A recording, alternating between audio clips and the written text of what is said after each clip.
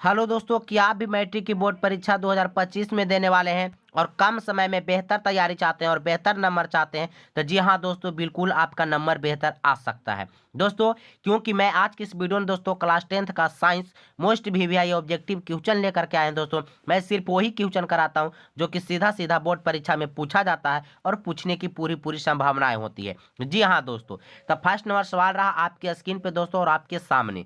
चलिए दोस्तों, कहा गया है दाढ़ी बनाने में कौन सा दर्पण उपयुक्त होता है? जी हाँ दोस्तों, इसका आंसर आप लोग कमेंट बॉक्स में बता सकते हैं। तो इसका आंसर करेक्ट हो जाएगा ऑप्शन दोस्तों आप लोग का सी, यानी अवतल दर्पण। क्या हो जाएगा दोस्तों? अवतल दर्पण। करेक्ट आंसर ऑप्शन आपका सी हो जाएगा। नेक्स्ट सवाल आपका सामने है। कहा गया है कि किसी उत्तल लेंस की फोकसांतर 50 सेंटीमीटर है तो उसकी क्षमता क्या होगी? यानी कोई लेंस है दोस्तों, उसकी फोकस आपको 50 सेंटीमीटर दिया है, क्षमता पूछा है। क्षमता बराबर सूत्र होता है P बराबर 1/F।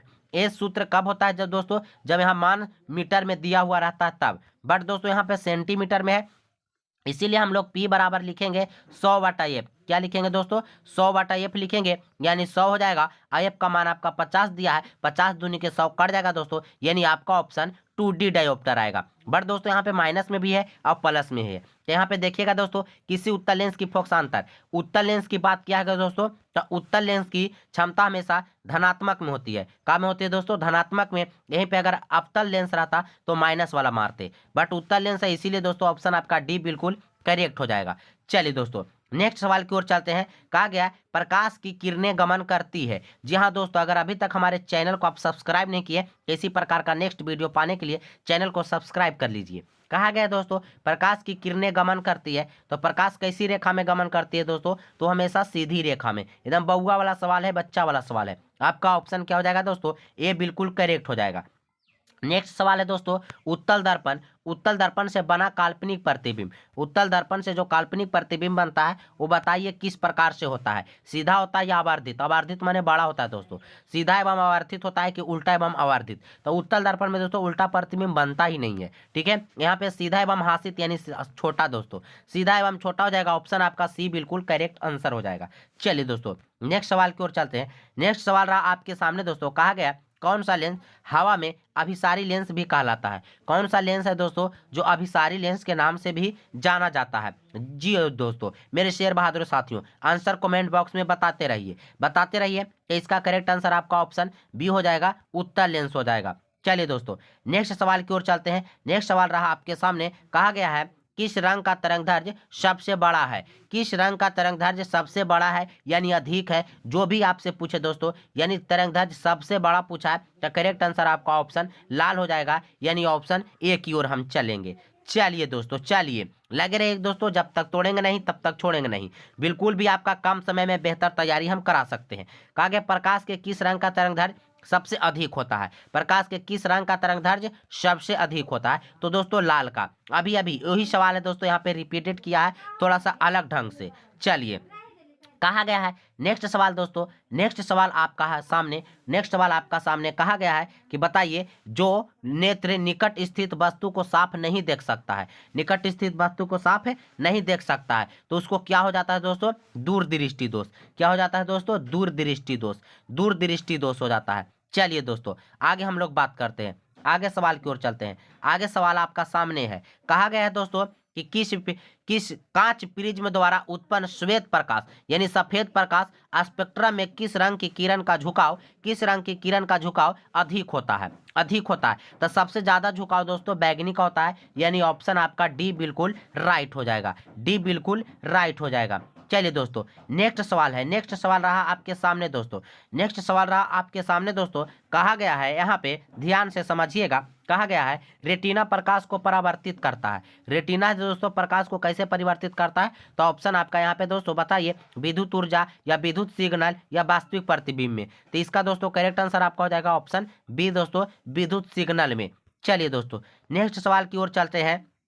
कहा गया है किसी कोलाइडी विलयन से प्रकाश पुंज गुजरने पर यह कैसा दिखता है? अगर कोई कोलाइडी बिलियन से दोस्तों प्रकाश की पुंज गुजारेंगे तो बताइए कैसा दिखाई देगा। तो कहा गया है ऑप्शन आपका यहाँ पे कि प्रकाश पुंज का मार्ग दिखाई देता है, या प्रकाश पुंज का मार्ग नहीं दिखाई देता है, या प्रकाश पुंज का मार्ग धुंधला दिखाई देता है, या दिया गया कथन सभी कथन सत्य है। तो इसका करेक्ट आंसर आपका ऑप्शन दोस्तों ए हो जाएगा। ठीक है, क्या हो जाएगा दोस्तों, ए हो जाएगा, प्रकाश पुंज का मार्ग दिखाई देता है। जी हाँ दोस्तों, चलिए तो नेक्स्ट सवाल की ओर चलते हैं दोस्तों। सवाल नंबर आगे की ओर हम चलते हैं। कहा गया है दोस्तों यहाँ पे ध्यान से समझिएगा, चालक का प्रतिरोध निर्भर नहीं करता है। तो चालक, तो सबसे पहले दोस्तों ऐसे सवाल को आप कैसे बना सकते हैं, सबसे पहले आपको यह बात याद होना चाहिए कि चालक का प्रतिरोध जो होता है दोस्तों वो किन किन बातों पर निर्भर करता है। तो चालक का प्रतिरोध दोस्तों चालक के लंबाई पर निर्भर करता है। आंसर आपका ऑप्शन डी हो जाएगा दोस्तों, चालक में प्रवाहित विद्युत धारा पर। चालक में प्रवाहित विद्युत धारा पर ये नहीं करता है दोस्तों। बाकी चालक के लंबाई पर करता है, अनुप्रस्थ काट के क्षेत्र पर भी करता है, और चालक के तापमान पर भी करता है। तो ऑप्शन आपका डी करेक्ट हो जाएगा। नेक्स्ट सवाल दोस्तों यहाँ पे न्यूमेरिकल है। तो दोस्तों किसी वोल्ट मीटर के स्केल पर 0 भी और 1 भी के बीच में 20 विभाजन चिन्ह है तो उस वोल्ट मीटर का अल्पमापांक होगा दोस्तों। जी हाँ, तो इसका करेक्ट आंसर आपका ऑप्शन दोस्तों यहाँ पे बी हो जाएगा, 0.005 वोल्ट हो जाएगा दोस्तों इसका करेक्ट आंसर, अगर इसको हल कीजिएगा तो। आगे सवाल आपका सामने दोस्तों, कहा गया जब किसी चालक तार से विद्युत धारा प्रवाहित होती है तब गतिशील कण होते हैं। यानी कोई चालक से दोस्तों विद्युत धारा जब प्रवाहित होती है तो बताइए उसमें जो गतिशील कण रहता है वो कौन रहता है। तो इसका करेक्ट आंसर आपका ऑप्शन डी हो जाएगा दोस्तों, इलेक्ट्रॉन होता है। क्या होता है दोस्तों, इलेक्ट्रॉन गति करता है। आगे हम सवाल की ओर चलते हैं दोस्तों। नेक्स्ट सवाल आगे है आपका सामने दोस्तों। कहा गया प्रतिरोध का एसआई मात्रक होता है। प्रतिरोध का एसआई मात्रक होता है। बताओ रे शेर बहादुर साथियों, प्रतिरोध का एसआई मात्रक क्या होता है। बहुत इंपॉर्टेंट सवाल है, बहुत भी मोस्ट वीवीआई है दोस्तों। ऐसा सवाल का अगर आप जवाब नहीं देते तो समझिए तैयारी आपका बिल्कुल भी एकदम खत्म है। ठीक है, तो प्रतिरोध का ऐसा मात्रक दोस्तों ओम होता है। यहाँ पे ऑप्शन आपका डी बिल्कुल राइट हो जाएगा।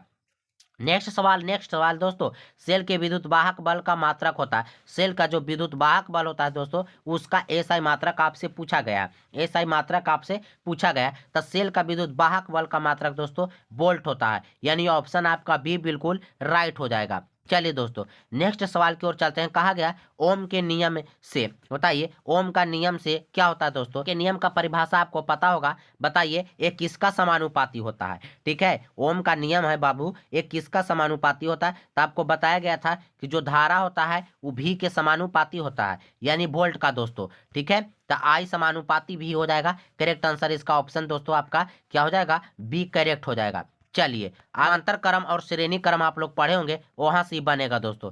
समांतर क्रम और श्रेणी क्रम पढ़े होंगे, वहां से न्यूमेरिकल आपका बन जाएगा दोस्तों। बट इसका आंसर हम बता देते हैं, आप लोग इसको हल कर लीजिएगा। ठीक है, समांतर क्रम में फॉर्मूला आपको बताया गया था, 1/RP बराबर 1/R1 plus 1/R2 plus 1/R3 समानांतर क्रम के लिए दोस्तों। और श्रेणी क्रम के लिए RS यानी कुल प्रतिरोध बराबर R1 plus R2 plus R3, इस तरह से करके आपको फार्मूला सर जरूर पढ़ाए होंगे। तो इसका करेक्ट आंसर ऑप्शन दोस्तों आपका 12 होगा, यानी डी आएगा दोस्तों अगर इसको हल कीजिएगा तो। चलिए नेक्स्ट सवाल की ओर चलते हैं मेरे शेर बहादुर साथियों। कहा गया बिजली घंटी विद्युत धारा के किस प्रभाव पर कार्य करती है। बिजली घंटी जो होती है दोस्तों वो विद्युत धारा के किस कार्य पर, विद्युत धारा के प्रभाव जो है किस कार्य करती है, बताइए किस प्रभाव पर कार्य करती है। जी हाँ, किस प्रभाव पर कार्य करती है, ऑप्शन बताइए, उष्मीय प्रभाव, रासायनिक प्रभाव, चुंबकीय प्रभाव, या इनमें से कोई नहीं। तो इसका करेक्ट आंसर आपका ऑप्शन होगा सी दोस्तों, ये बिजली घंटी चुंबकीय प्रभाव पर निर्भर करती है, कार्य करती है या निर्भर करती है। चलिए आगे देखिए। कहा गया यदि किसी प्रतिरोधक में प्रवाहित होने वाली विद्युत धारा दुगनी हो जाए तो उसका उत्पन्न जो उष्मा होगा वो कितना होगा। यानी कोई चालक तार है दोस्तों, उसमें जो धारा प्रवाहित हो रहा है उसको दुगना कर दिया गया है, तो उसमें जो उष्मा उत्पन्न होगा वो कई गुनी हो जाएगी, दुगनी हो जाएगी या आधी हो जाएगी। बताइए दुगनी हो जाएगी, आधी हो जाएगी या चौगुनी हो जाएगी। तो बताइए, तो इसका करेक्ट आंसर आपका ऑप्शन बी हो जाएगा दोस्तों, और चौगुनी हो जाएगी। क्या हो जाएगी दोस्तों, चौगुनी हो जाएगी। चुंबक के सजातीय ध्रुवों के बीच, चुंबक के सजातीय ध्रुव बोला है दोस्तों। सजातीय माने चुंबक में दो ही पोल होता है, एक एस पोल होता है और एक एन पोल होता है, दो ही पोल होता है। अगर दोस्तों यहाँ पे दो तरह का चुंबक है, एगो का एन है एगो का एस इधर है, और दूसरा चुंबक आपको दिया जाएगा दोस्तों इसी तरह से, इधर एस रहेगा इधर एन रहेगा। तो सजातीय ध्रुव दोस्तों यानी एस एस की ओर ले जाइएगा कि विकर्षित करेगा दोस्तों, आपस में नहीं सटेगा। कि इसका करेक्ट आंसर ऑप्शन आपका बी हो जाएगा दोस्तों, विकर्षण होगा। क्या हो जाएगा दोस्तों, विकर्षण। वहीं पे विजातीय ध्रुव की बात करें, यानी एगो एस रहे एगो एन रहे, तो ये एक दूसरे की ओर आकर्षित करेगा। बात है समझ में। चलिए नेक्स्ट सवाल है एयर कंडीशन में। एयर कंडीशन का एक मतलब कि एसी में कितने एम्पियर का फ्यूज लगाया जाता है। एसी में कितने एम्पियर का फ्यूज लगाया जाता है, तो 15 एम्पियर का फ्यूज लगाया जाता है मेरे शेर बहादुरों साथियों। चलिए नेक्स्ट सवाल है, कहा गया जीवाश्म ईंधन की ऊर्जा का वास्तविक स्रोत है, यानी जीवाश्म ईंधन जो होता है दोस्तों उसका ऊर्जा का वो वास्तविक स्रोत क्या हो सकता है। वास्तविक स्रोत क्या हो सकता है दोस्तों, तो करेक्ट आंसर ऑप्शन आपका सी बिल्कुल हो जाएगा। चलिए सूर्य हो जाएगा। क्या हो जाएगा दोस्तों, सूर्य हो जाएगा। नेक्स्ट सवाल रहा आपके सामने मेरे शेर बहादुर साथियों, कहा गया है ऊर्जा का पारंपरिक स्रोत है।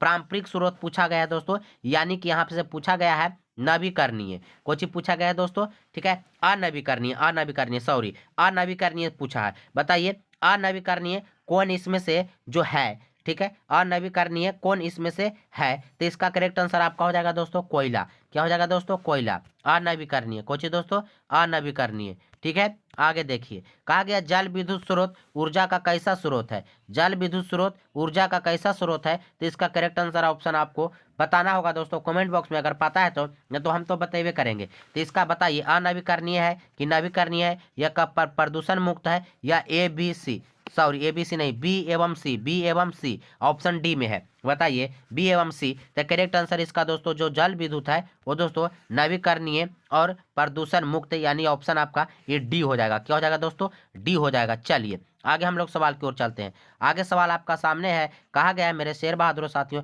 यहाँ पे करेक्ट आंसर बताइएगा कि डीजल का उपयोग होता है। बताइए डीजल का उपयोग कोची में होता है, भारी वाहनों में, या रेल इंजनों में, या विद्युत उत्पादन में, या इनमें से सभी। बताइए डीजल का उपयोग, तो डीजल का उपयोग इनमें से सभी में हो सकता है दोस्तों। भारी वाहन में भी होता है, रेल इंजन में भी होता है, और विद्युत उत्पादन में भी। ऑप्शन आपका डी हो जाएगा। नेक्स्ट सवाल आपका सामने है, कहा गया सौर सेल सौर ऊर्जा को रूपांतरित करते हैं। सौर सेल जो है दोस्तों सौर ऊर्जा को रूपांतरित करता है। बताइए कैसन से कैसन में रूपांतरित करता है, तो इसका करेक्ट आंसर ऑप्शन आपका हो जाएगा विद्युत ऊर्जा में। सौर सेल है जो दोस्तों सौर ऊर्जा को विद्युत ऊर्जा में बदलता है, जिससे हम लोग बॉल वॉल जलाते हैं, पंखा का चलाते हैं, है ना जी, विद्युत ऊर्जा में। ऑप्शन आपका डी हो जाएगा। नेक्स्ट सवाल आपका सामने है मेरे शेर बहादुर साथियों, ये पूछा गया है, कहा गया रासायनिक अभिक्रिया के दौरान किसी पदार्थ में ऑक्सीजन का ह्रास कहलाता है। यानी रासायनिक अभिक्रिया जब होता है तो उसमें ऑक्सीजन का ह्रास होता है, यानी कि ऑक्सीजन का ह्रास होगा तो हाइड्रोजन का बढ़ोतरी होता है। एक बात याद रखिएगा। तो दोस्तों यहाँ पे उपचयन अपचयन अभिक्रिया आप लोग को पढ़ाया गया होगा। तो दोस्तों यहाँ पे करेक्ट आंसर ऑप्शन आपका बिल्कुल भी बी हो जाएगा। जब दोस्तों ऑक्सीजन का ह्रास होगा तो अपचयन अभिक्रिया, जब ऑक्सीजन का बढ़ोतरी होगा तो उपचयन अभिक्रिया। ठीक है, तो दोस्तों ऑक्सीजन जिसमें घटता है उसमें हाइड्रोजन बढ़ता है, तो ये अपचयन अभिक्रिया, और जिसमें हाइड्रोजन घटता है और ऑक्सीजन बढ़ता है तो ये उपचयन अभिक्रिया। तो करेक्ट आंसर आपका ऑप्शन हो जाएगा बी, क्योंकि ऑक्सीजन का ह्रास हो रहा है तो आपका अपचयन अभिक्रिया हो जाएगा। नेक्स्ट सवाल आपका सामने है मेरे शेर बहादुर साथियों, एक भूरे रंग का चमकदार तत्व एक्स को वायु की उपस्थिति में गर्म करने पर वह काले रंग हो जाता है। तो ये बताइए एक्स तत्व जो है वह क्या है, यानी कि एक्स की जगह आपको डैश यानी खाली जगह दिया, बताइए वह कौन सा है, जिसे दोस्तों यहाँ पे अगर कहे लाल, यह एक भूरे रंग का होता है, चमकदार होता है, अगर इसको वायु की उपस्थिति में गर्म करते हैं तो काले रंग के हो जाता है। तो बताइए वह कौन हो सकता है, तो दोस्तों कौन हो सकता है, तो कॉपर हो जाएगा। क्या हो जाएगा दोस्तों, कॉपर। Cu कॉपर का संकेत है। आगे हम लोग बात करते हैं दोस्तों। आगे सवाल आपका सामने है, नेक्स्ट सवाल आपका सामने है अभिक्रिया, कहा गया CuO प्लस H2। तो ई पटी देखिए दोस्तों, कॉपर और जल बना है तो किस प्रकार की अभिक्रिया है, यहाँ से आपसे पूछा है। तो बताइए या विस्थापन है, या अपघटन, या अपचयन है, या उपचयन है। तो यहाँ पे आप लोग बता सकते हैं। तो इसका करेक्ट आंसर ऑप्शन आपका हो जाएगा विस्थापन दोस्तों, क्योंकि देखिए किसी तत्व का विस्थापन हुआ। देखिए ऑक्सीजन चला है इसके पास कॉपर को छोड़ करके दोस्तों, तो एक तत्व विस्थापित हुआ यानी विस्थापन अभिक्रिया हो गया दोस्तों। विस्थापन अभिक्रिया दो होता है, एकल विस्थापन है, द्वि विस्थापन। चलिए आगे सवाल है अभिक्रिया CaO calcium oxide plus H2O जल। तो कैल्शियम हाइड्रोक्साइड यहाँ पे बना है दोस्तों, और उष्मा के लिए निम्नलिखित में कौन सा कथन सही है। बताइए यहाँ पे क्या हुआ है, सबसे पहले देखिए आप लोग दिमाग लगाइए। ठीक है, यहाँ पे कैल्शियम यानी कि दोस्तों यहाँ पे देखिए ध्यान से, ये बुझा हुआ चूना बन गया है। तो बताइए इसमें से आपको करेक्ट आंसर बताना है। यह संयोजन और उष्माक्षेपी अभिक्रिया हो सकता है, यह संयोजन एवं उष्माक्षेपी अभिक्रिया हो सकता है, यानी ऑप्शन आपका बी होगा। क्योंकि संयोजन देखिए, संयोजन यानी दो गो जुड़ जाता है, देखिए दो गो मिलकर के एगो बन गया, तो संयोजन अभिक्रिया, और उष्मा निकल रहा तो उष्माक्षेपी अभिक्रिया, यानी ऑप्शन आपका बी बिल्कुल करेक्ट आंसर हो जाएगा। चलिए दोस्तों, नेक्स्ट सवाल आपका सामने है। नेक्स्ट सवाल है, कहा गया है अभिक्रिया Fe2O3 और यहाँ पे CO, जब इसको अभिक्रिया किया गया है तो देखिए देखिए दोस्तों, यह जो है इसमें अवकारक है, यानी अवकारक का काम कौन कर रहा है इसमें, देख सकते हैं आप लोग, बताइए। इसमें अवकारक का पूछा है दोस्तों, तो करेक्ट आंसर आपका ऑप्शन यहाँ पे हो जाएगा बी। क्या हो जाएगा दोस्तों? बी। अवकारक यही है दोस्तों, क्योंकि देखिए ये पार्टी ऑक्सीजन की मात्रा इसी में बढ़ा है, देख सकते हैं ऑक्सीजन की मात्रा यहाँ पे माने कि 3 है, और इसमें देखिए आकर की पार्टी कितना हो गया, ऑक्सीजन की मात्रा 6 हो गया। तो अवकारक का काम यही कर रहा है दोस्तों। चलिए आगे हम लोग बात करते हैं, कहा निम्नलिखित में कौन ऊष्माक्षेपी अभिक्रिया का उदाहरण है? ऊष्माक्षेपी यानी कि अभिक्रिया के दौरान दोस्तों जब ऊष्मा निकलता है तो उसे ऊष्माक्षेपी अभिक्रिया कहते हैं। ठीक है, तो इसका करेक्ट आंसर आपको बताना है। तो इसका करेक्ट आंसर आपका ऑप्शन हो जाएगा अम्ल को जल द्वारा तनु करना। ठीक है, बिल्कुल है। अम्ल में जब जल डालिएगा, तनु कीजिएगा दोस्तों, तो बहुत मात्रा में ऊष्मा निकलता है। ठीक है, यानी ऑप्शन आपका सी बिल्कुल करेक्ट होगा। नेक्स्ट सवाल है, नेक्स्ट सवाल दोस्तों आपके सामने, कहा गया प्रकाश रासायनिक अभिक्रिया में, प्रकाश रासायनिक अभिक्रिया में क्या होता है बताइए? तो इसका करेक्ट आंसर ऑप्शन आपका प्रकाश का अवशोषण होता है, प्रकाश का अवशोषण होता है, यानी ऑप्शन आपका ए बिल्कुल राइट होगा। नेक्स्ट सवाल है दोस्तों, नेक्स्ट सवाल, निम्नलिखित में कौन विस्थापन अभिक्रिया है? विस्थापन अभिक्रिया, हमने कहा बोला कि कोई तत्व इधर से उधर जब विस्थापित होता है तो उसे विस्थापन अभिक्रिया कहते हैं। बताइए इसमें से विस्थापन अभिक्रिया कौन है? ए की, बी की, सी की, डी? बताइए बताइए मेरे शेर बहादुर साथियों। इसका करेक्ट आंसर आपका ऑप्शन यहाँ पे हो जाएगा, देख सकते हैं कि विस्थापित हो रहा है। ए भी यहाँ पे अकेले है, जबकि दोस्तों SO4CU के साथ था, तो ई अलग चल गया दोस्तों, ई इसके साथ आ गया, यानी ऑप्शन आपका सी बिल्कुल करेक्ट आंसर होगा। चलिए आगे हम लोग बात करते हैं, कहा गया है कि निम्नलिखित में कौन सा कथन असत्य है? असत्य है पूछा है दोस्तों, असत्य है। कहा गया है किसी पदार्थ में ऑक्सीजन का योग ऑक्सीकरण कहलाता है। असत्य माने कि गलत आपसे पूछा है दोस्तों, तो बताइए यहाँ पे ये बात सही है दोस्तों, किसी पदार्थ में ऑक्सीजन का योग ऑक्सीकरण कहलाता है, सही बात है। दूसरा है दोस्तों, किसी पदार्थ में हाइड्रोजन का योग अपकरण कहलाता है, ये भी बिल्कुल सही बात है। कहा गया ऑक्सीकारक पदार्थ ऑक्सीकृत हो जाता है, नहीं दोस्तों, ये तो यहाँ पे गलती हो गया, यहीं पे तो मैटर गड़बड़ा गया दोस्तों। ठीक है, ऑक्सीकारक पदार्थ ऑक्सीकृत नहीं होता, यहाँ लिखा हो जाता है, तो करेक्ट आंसर ऑप्शन आपका सी हो जाएगा। चलिए, कहा गया सिल्वर क्लोराइड का रंग होता है, यानी सिल्वर क्लोराइड, चांदी का आप लोग रंग जरूर देखे होंगे, तो कैसा बोलिएगा सर? सफेद रंग के। कैसा होता है दोस्तों? सफेद रंग। ऑप्शन आपका डी बिल्कुल राइट हो जाएगा। चलिए दोस्तों नेक्स्ट सवाल की ओर चलते हैं। नेक्स्ट सवाल मेरे शेर बहादुर साथियों आपके सामने रहा और आपके स्क्रीन पे रहा, आपके सामने रहा और आपके स्क्रीन पे रहा। नेक्स्ट सवाल है, चलिए दोस्तों, कहा गया है किसी रासायनिक यौगिक को गर्म करने पर प्लास्टर ऑफ पेरिस बनता है। बताइए किसको गर्म करने पर प्लास्टर ऑफ पेरिस तैयार होता है? बता सकते हैं तो दोस्तों जिप्सम को। जिप्सम को दोस्तों 120 डिग्री सेल्सियस पर गर्म करेंगे तो दोस्तों प्लास्टर ऑफ पेरिस बनेगा। चलिए, फेरस सल्फेट क्रिस्टल का रंग कैसा होता है? फेरस सल्फेट जो होता है दोस्तों, उसका क्रिस्टल का रंग आपसे पूछा है, तो बताइए कैसा होता है? तो ये हरा होता है फेरस सल्फेट, यानी कि FeSO4, FeSO4 इसका रंग हमेशा हरा होता है दोस्तों। क्या होता है दोस्तों? हरा होता है। आगे सवाल है दोस्तों, कहा गया कौन सी गैस उत्सर्जित होगी जब धातुएं जल के साथ अभिक्रिया करेगा? तो देखिए दोस्तों, कोई धातु जब रहेगा, कोई धातु जब जल के साथ अभिक्रिया करेगा या कोई धातु अम्ल के साथ अभिक्रिया करेगा तो हमेशा हाइड्रोजन गैस निकलता है, हमेशा हाइड्रोजन गैस निकलता है दोस्तों। करेक्ट आंसर ऑप्शन आपका सी हो जाएगा। नेक्स्ट सवाल दोस्तों आपके सामने है, कहा गया है बॉक्साइट किस धातु का महत्वपूर्ण अयस्क है?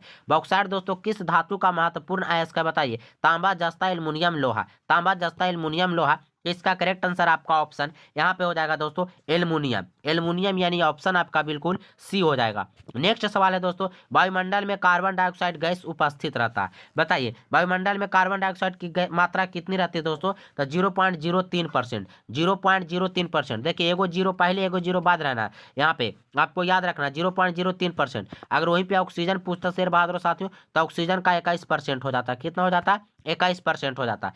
नेक्स्ट सवाल आपका सामने है, कहा गया है निम्नलिखित में कौन सी धातु अम्लराज के अलावे किसी अन्य अम्ल में नहीं घुलता है?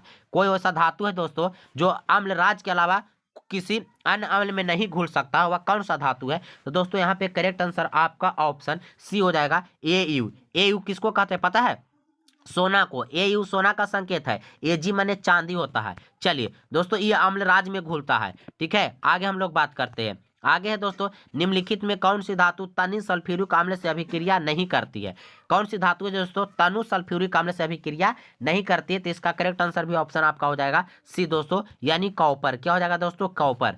चलिए नेक्स्ट सवाल आपका सामने रहा और आपके स्क्रीन पर रहा, निम्नलिखित में यौगिकों में कौन जल में विलेय है? जल में कौन विलेय है? ठीक है बताइए, यानी जल में विला जाएगा दोस्तों, घुल जाएगा, तो इनमें से कौन है? तो दोस्तों ग्लूकोज, ग्लूकोज ही तो जल में घुल सकता है, यानी ऑप्शन आपका बी। मीथेन घुलेगा जी, तो गैस है। बेंजीन, ये कार्बन डाइऑक्साइड घुलेगा, ये सब गैस है, तो ऑप्शन आपका बी हो जाएगा दोस्तों। चलिए नेक्स्ट सवाल है, सोडियम और क्लोरीन के बीच अभिक्रिया होने पर बताइए क्या प्राप्त होता है? सोडियम और क्लोरीन के बीच जब अभिक्रिया होता है तो कहा गया है सोडियम परमाणु एक इलेक्ट्रॉन प्राप्त करता है। नहीं नहीं, बट गलत बात है। सोडियम परमाणु एक इलेक्ट्रॉन प्राप्त करता है, एक इलेक्ट्रॉन त्याग करता है, प्राप्त नहीं करता है। ठीक है, त्याग करता है। यहाँ आगे देखिए, कहा गया है सोडियम परमाणु एक इलेक्ट्रॉन खोकर धनायन बनाता। हाँ बिल्कुल सही बात है, सोडियम जो है दोस्तों, ठीक है, एक इलेक्ट्रॉन को खो देता है और धनायन बन जाता है। बिल्कुल आपका ऑप्शन बी हो जाएगा, बी हो जाएगा। चलिए नेक्स्ट सवाल, लोहा पर जिंक लेपित करने की क्रिया को क्या कहते हैं? लोहा पर जिंक लेपित करने की क्रिया को हम लोग क्या कहते हैं बताइए? विद्युत लेपन कहते हैं, या संक्षारण, या गैल्वेनीकरण, या विद्युत अपघटन, क्या कहते हैं? तो इसका करेक्ट आंसर आपका ऑप्शन हो जाएगा गैल्वेनीकरण कहते हैं, यानी ऑप्शन आपका सी बिल्कुल राइट होगा। चलिए दोस्तों नेक्स्ट सवाल, आभूषण बनाने वाला सोना होता है, सोना शुद्ध सोना 24 कैरेट का होता है। जी हाँ दोस्तों, बट यहाँ से आभूषण बनाने वाली की बात किया है, तो आभूषण बनाने वाली दोस्तों 22 कैरेट का ही होता है, यानी ऑप्शन आपका सी बिल्कुल राइट हो जाएगा। चलिए दोस्तों नेक्स्ट सवाल है, कहा गया मीथेन किसका उदाहरण है? मीथेन किसका उदाहरण है दोस्तों? संतृप्त हाइड्रोकार्बन या असंतृप्त हाइड्रोकार्बन, ये दुइयों में से कोई एगो सही होगा दोस्तों। जी हाँ बता सकते हैं, बताइए। अब तो ऑप्शन आपका दो ही कर दिए, दो में से कोई बताइए, कोई एगो सही होगा दोस्तों। इसका करेक्ट आंसर आपका ऑप्शन ए हो जाएगा, संतृप्त हाइड्रोकार्बन। क्या हो जाएगा दोस्तों? संतृप्त हाइड्रोकार्बन। आगे है दोस्तों यहाँ पे 50 नंबर सवाल की ओर हम लोग चलाए हैं। कहा गया एक अनुसूत्र परंतु विभिन्न संरचना सूत्र वाले यौगिक क्या कहलाते हैं? क्या कहलाते हैं? कहा गया एक अनुसूत्र परंतु विभिन्न संरचना सूत्र, ये क्या कहलाता है बताइए? समावयवी कहलाता है, अपरूपक कहलाता है, या उत्प्रेरक, या बहुलक कहलाता है? तो इसका करेक्ट आंसर ऑप्शन आपका हम बता रहे हैं 50 का, बताइए जल्दी से आप लोग बताइए। तो इसका करेक्ट आंसर ऑप्शन समावयवी होता है, ऑप्शन आपका ए बिल्कुल राइट हो जाएगा। नेक्स्ट सवाल है दोस्तों यहाँ पे, निम्नलिखित में कौन सा तत्व सबसे अधिक अधातुई गुण वाला होता है? सबसे अधिक अधातु गुण वाला पूछा है दोस्तों, धातु नहीं रे भाई,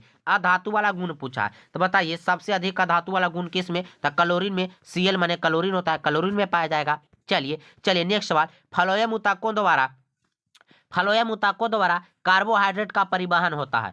फ्लोएम ऊतक द्वारा दोस्तों कार्बोहाइड्रेट का जो परिवहन करता है वो बताइए किस रूप में करता है? किस रूप में करता है? तो दोस्तों सुक्रोज के रूप में करता है। किस रूप में करता है दोस्तों? सुक्रोज का, यानी ऑप्शन आपका डी बिल्कुल राइट आंसर हो जाएगा। चलिए दोस्तों नेक्स्ट सवाल आगे है दोस्तों आपके सामने, और कहा गया है नेक्स्ट सवाल आगे है, और देखिए यहाँ पे कहा गया है कि बताइए समान अनुशीतलन रक्त दाब होता है। समान अनुशीतलन रक्त दाब पूछा है दोस्तों, ठीक है बताइए। तो इसमें से 80 होगा कि 120 होगा? ये दुइयों में से एगो कोई होगा दोस्तों, क्योंकि हम लोग का रक्त दाब 120/80 होता है, तो यही दो में से कोई एगो होगा। ठीक है, अब ऑप्शन तो आप बता सकते हैं, अब तो बता सकते हैं, दो ही ऑप्शन कर दिए, तब दोस्तों ये 80 mm हो जाएगा। कितना हो जाएगा दोस्तों? 80 mm अनुशीतलन। कहा गया निम्नलिखित में कौन उत्सर्जी अंग है? उत्सर्जी अंग यानी कोई भी चीज उत्सर्जित करता है और हमारा शरीर से वह कचरा बाहर आता है, तो इस उत्सर्जित अंग कौन है दोस्तों? तो इसका करेक्ट आंसर ऑप्शन आपका ए हो जाएगा, यानी किडनी। वृक्क माने किडनी होता है,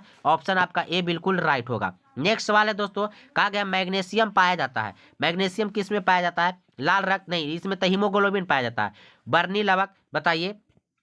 तो करेक्ट आंसर आपका ऑप्शन हो जाएगा दोस्तों, बताइए। तो इसका करेक्ट आंसर आपका ऑप्शन क्लोरोफिल हो जाएगा। क्या हो जाएगा दोस्तों? क्लोरोफिल में मैग्नीशियम पाया जाता है। नेक्स्ट सवाल है दोस्तों, कहा गया है प्रकाश संश्लेषण की क्रिया में ऑक्सीजन बाहर निकलता है। बताइए प्रकाश संश्लेषण की क्रिया जब होती है तो ऑक्सीजन किस चीज से बाहर निकलता है? जल से, या कार्बन डाइऑक्साइड से, या ग्लूकोज से? तो दोस्तों जल से ऑक्सीजन बाहर निकलता है, ऑप्शन आपका ए बिल्कुल राइट हो जाएगा। नेक्स्ट सवाल आगे दोस्तों, नेक्स्ट सवाल आगे है, कहा गया पानी एवं घुलित खनिज का पौधों में स्थानांतरण होता है। पानी एवं घुलित खनिजों का पौधों में स्थानांतरण होता है। बताइए पानी और खनिज सब पौधे में स्थानांतरण किसके द्वारा होता है? जाइलम नलिकाओं द्वारा, या फ्लोएम द्वारा? बताइए, यही दूगो में से कोई एगो होगा। अरे भाई, यही दूगो में से कोई एगो होगा। यही पे बताइए इसका करेक्ट आंसर आप बताइए। पानी ढोने ढाने का काम दोस्तों जाइलम करता है, यानी ऑप्शन आपका ए बिल्कुल राइट हो जाएगा। और दोस्तों खाद्य पदार्थ जो भोजन बन जाता है दोस्तों, उस चारों पार्टी भोजन पहुंचाने का काम फ्लोएम करता है। आगे हम लोग जानते हैं, वसा का पाचन करने वाला एंजाइम है।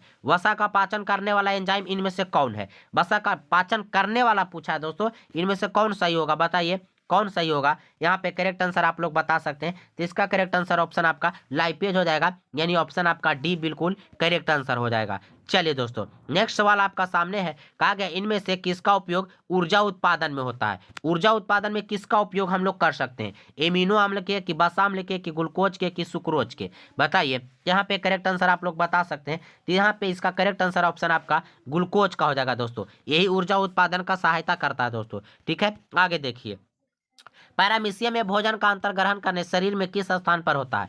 पैरामीशियम जो है दोस्तों, उसमें भोजन करना है, भोजन ग्रहण वो किस विधि से कर लेता है, कहाँ से करता है दोस्तों? तो इसका करेक्ट आंसर आप लोग बताइए, किसका हो जाएगा? कोशिका मुख से। कोशिका मुख से दोस्तों, ऑप्शन आपका बी बिल्कुल राइट होगा। नेक्स्ट वाला दोस्तों, पीत रस कहाँ से स्रावित होता है? यानी पीत रस दोस्तों कहाँ से स्रावित होता है? तो इसका करेक्ट आंसर लीवर हो जाएगा दोस्तों। लीवर का दूसरा नाम हिंदी में यकृत बोलते हैं, यानी ऑप्शन आपका ए बिल्कुल राइट हो जाएगा। चलिए दोस्तों, नेक्स्ट सवाल की ओर चलते हैं। कहा गया पांस मेडुला और अनुमस्तिष्क। पांस मेडुला और अनुमस्तिष्क ये किसका भाग है? अग्र मस्तिष्क के, कि मध्य मस्तिष्क, की पश्च मस्तिष्क? हम लोग का मस्तिष्क का 3 भाग होता है दोस्तों। ठीक है, ये पूछा है कि बताइए पांस मेडुला और अनुमस्तिष्क जो होता है वो किस भाग में उपस्थित रहता है? तो इसका करेक्ट आंसर ऑप्शन आपका ए हो जाएगा दोस्तों, अग्र मस्तिष्क में उपस्थित रहता है। ऑप्शन आपका ए बिल्कुल राइट होगा। नेक्स्ट सवाल है दोस्तों, कहा गया है हमारे शरीर में बताइए यहाँ पे कि हमारे शरीर में विभिन्न जैविक कार्यों का नियंत्रण होता है। हमारे शरीर में जो विभिन्न जैविक कार्य रहता है उसको नियंत्रण कौन करता है? तंत्रिका द्वारा, रसायनों द्वारा, या तंत्रिका रसायनों दोनों द्वारा, या इनमें से कोई नहीं? तो इसका करेक्ट आंसर ऑप्शन आप बता सकते हैं। इसका करेक्ट आंसर ऑप्शन आपका सी हो जाएगा दोस्तों, तंत्रिका एवं रसायन दोनों द्वारा। ऑप्शन आपका सी बिल्कुल राइट होगा। नेक्स्ट सवाल आपका सामने दोस्तों, कहा गया है कि निम्नलिखित में कौन पादप हार्मोन नहीं है? पादप हार्मोन नहीं है दोस्तों। पादप हार्मोन 4 ही होता है। ऑक्सिलिन, यहाँ पे बताया गया ऑक्सिन होता है, साइटोकाइनिन, ठीक है, जिबरेलिन्स, ठीक है, तो ये सब होता है। लेकिन दोस्तों एथिलीन, देखिए एथिलीन भी होता है दोस्तों, एथिलीन भी आपका होता है, यानी कि ऑक्सीटोसिन नहीं होगा। ऑप्शन आपका डी हो जाएगा। ठीक है, ऑप्शन आपका डी हो जाएगा। चलिए दोस्तों, नेक्स्ट सवाल की ओर चलते हैं।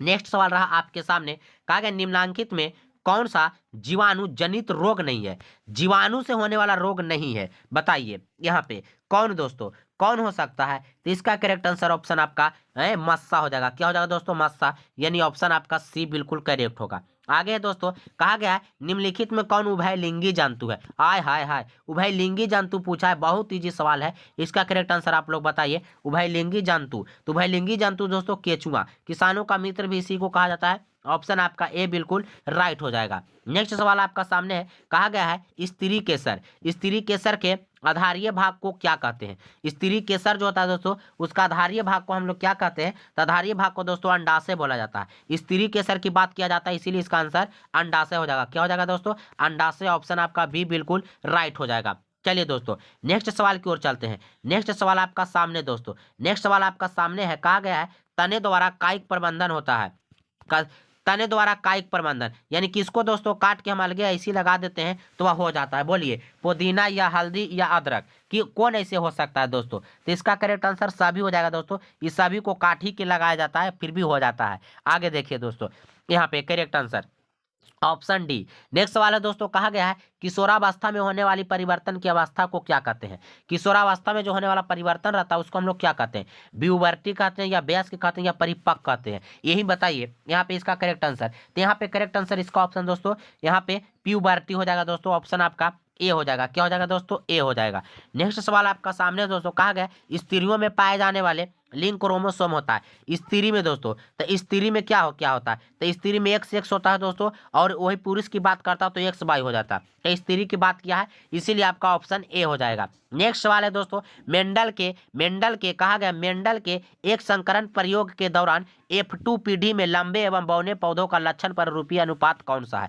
F2 पूछा दोस्तों, F1 नहीं पूछा है मेरे शेर बहादुर साथियों। यहाँ पे इसका करेक्ट आंसर ऑप्शन आपका हो जाएगा 3:1। 3:1 होगा दोस्तों। ऑप्शन आपका बी बिल्कुल राइट होगा। ऑप्शन बी बिल्कुल आपका राइट होगा। चलिए दोस्तों आगे देखिए, F1 में पूछता तो ई सही हो जाता। आगे देखिए कहा गया है मेंडल, कहा गया है कि मेंडल, यहाँ पे देखिए ध्यान से, कहा गया है कि मेंडल के एक संकरण प्रयोग के दौरान F1 पीढ़ी में उत्पन्न मटर के संकरण नस्ल के पौधों को किस चिन्ह द्वारा इंगित किया गया था।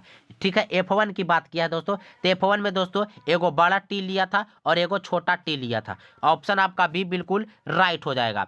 चलिए आगे हम लोग बात करते हैं। कहा गया जाति उद्भवन, जाति उद्भवन के लिए निम्नलिखित में कौन सा आवश्यक है। जाति उद्भवन के लिए निम्नलिखित में कौन सा आवश्यक है। तो दोस्तों जाति उद्भवन के लिए आपको आवश्यक जो होगा दोस्तों वो अनुवांशिक विचलन होगा। क्या होगा दोस्तों, अनुवांशिक विचलन होगा। नेक्स्ट सवाल की ओर चलते हैं। नेक्स्ट सवाल रहा आपके सामने दोस्तों, कहा गया जीन की बारंबारता में निरुद्देश्य होने वाला परिवर्तन क्या कहलाता है। जीन की बारंबारता में निरुद्देश्य होने वाला परिवर्तन को क्या कहा जाता है। तो इसका करेक्ट आंसर आप बता सकते हैं, तो अनुवांशिकी विचलन यहाँ पे भी हो जाएगा करेक्ट दोस्तों, ऑप्शन आपका बी ही होगा। चलिए वही चीज होगा। चलिए कहा गया जीन शब्द का प्रस्तुत किसने किया था, तो जोहानसन ने किया था, यानी ऑप्शन आपका सी बिल्कुल राइट हो जाएगा। चलिए दोस्तों नेक्स्ट सवाल है। नेक्स्ट सवाल आपका सामने, कहा गया कवक एवं जीवाणुओं को किसी भी परिस्थिति तंत्र में कहा जाता है। बताइए कवक एवं जीवाणु को परिस्थितिकी तंत्र में क्या कहते हैं। हम उसको हम उपभोक्ता कहते हैं या अपमार्जक कहते हैं या उत्पादक या इनमें से सभी कहते हैं। बताइए इसका करेक्ट आंसर ऑप्शन आपका अपमार्जक। क्या कहते हैं दोस्तों, उसको अपमार्जक कहते हैं। चलिए दोस्तों नेक्स्ट सवाल है, आहार श्रृंखलाओं को जाल कहलाता है। आहार श्रृंखलाओं का जाल कहलाता है। बताइए क्या कहलाता है दोस्तों, आहार श्रृंखलाओं का जाल कहलाता है। ऑप्शन आपका बी बिल्कुल करेक्ट आंसर हो जाएगा दोस्तों। ठीक है, आहार जाल कहलाता है। आहार श्रृंखलाओं का जाल, तो आहार जाल यहाँ पे देखिए नामे में आंसर छिपा हुआ, ऑप्शन आपका बी बिल्कुल हो जाएगा राइट। कहा गया है यहाँ पे ध्यान से देखिएगा, कहा गया जैव निम्नीकरण अनिम्नीकरण पूछा। जैव अनिम्नीकरण पदार्थ की मात्रा एक पोषी स्तर से अगले पोषी स्तर में बढ़ने की प्रक्रिया क्या कहलाती। अच्छा, जो जैव अनिम्नीकरण पदार्थ की मात्रा होता है वो एक पोषी से अलग पोषी में जाना चाहता है, तो बताइए उस बढ़ने की प्रक्रिया को हम लोग क्या कहते हैं, क्या कहलाते हैं। तो दोस्तों जैव आवर्धन कहते हैं, जैव आवर्धन कहते हैं। ऑप्शन आपका सी बिल्कुल राइट हो जाएगा। कहा गंगा सफाई योजना, हाँ बच्चा वाला सवाल है। गंगा सफाई योजना 1985 में शुरू की गई थी, क्योंकि बताइए क्यों कौची हुआ था। बताइए गंगा का जल सूखने लगा था, या गंगा जल शुद्ध था, या गंगा जल की गुणवत्ता कम हो गई थी, या इनमें से कोई नहीं। बताइए इसका करेक्ट आंसर ऑप्शन आपका हो जाएगा गंगा के जल की गुणवत्ता कम हो गई थी। गंगा जल का जो गुण था वो कम हो गई थी, बहुत प्रदूषित हो गई थी। ऑप्शन आपका सी बिल्कुल राइट होगा। चलिए 80 नंबर सवाल एंड लास्ट सवाल दोस्तों, हिमाचल प्रदेश में नहर सिंचाई की पुरानी प्रणाली क्या थी। हिमाचल प्रदेश जो था दोस्तों, नहर सिंचाई की पुरानी प्रणाली मतलब पुराना सिस्टम क्या था। बताइए बांध था, कुल्हा था, या कुआं था, या सुरगम था। बताइए क्या होगा। तो इसका करेक्ट आंसर आपका दोस्तों कुल्हा था। क्या था दोस्तों, कुल्हा था। चलिए लट्ठा जानते हैं, लट्ठा कुल्हा उसी को कहते हैं। ऑप्शन आपका बी बिल्कुल राइट आंसर हो जाएगा दोस्तों। ठीक है, तो आज की इस वीडियो में इतना ही दोस्तों। वीडियो आप लोगों को कैसा लगा कमेंट करके जरूर बताएं, आपका कितना आंसर सही हुआ ये भी बताएं। चैनल को सब्सक्राइब कर लें ताकि इसी प्रकार का और भी वीडियो आगे आपको मिलता रहे दोस्तों। तब तक के लिए धन्यवाद।